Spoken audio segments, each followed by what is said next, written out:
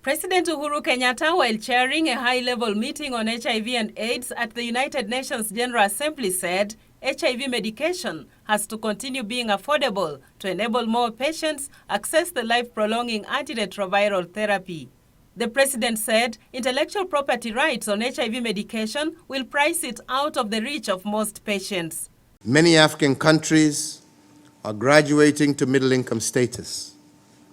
Recognizing that HIV treatment is for life, HIV-related trade and intellectual property flexibilities must be safeguarded and extended.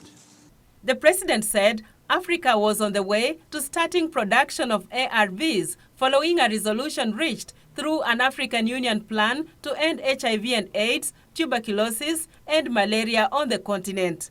He further revealed that the government had honored its contribution of $2 million, which is equivalent to about 200 million shillings, to the 2014 Global Fund replenishment and called for increased financing to bring HIV and AIDS under control.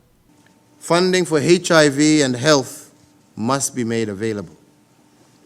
HIV represents significant lifetime economic and cost liabilities for governments.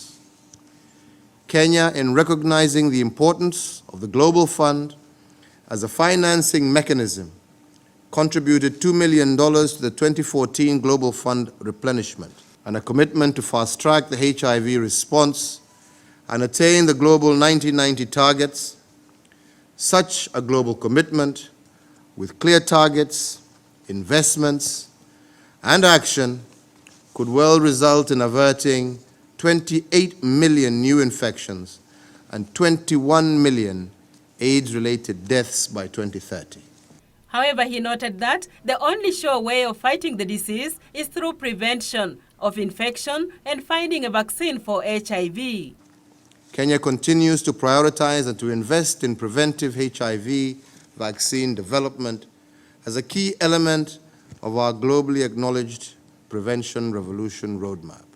President Kenyatta called on society to stop stigmatizing HIV patients and called on global leaders to commit themselves to eliminating mother-to-child transmission of HIV.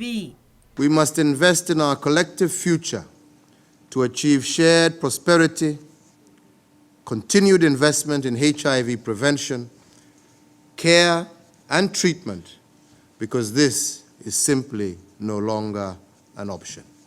An 11-year-old Kenyan boy, Elijah Lemayan, who attended the conference at the invitation of the UNAIDS director, Michael Sidibe, got a standing ovation when he shared his passionate story as a survivor of HIV and the challenges young people infected with HIV have to face in their daily lives. Judith Akolo, Channel 1 News.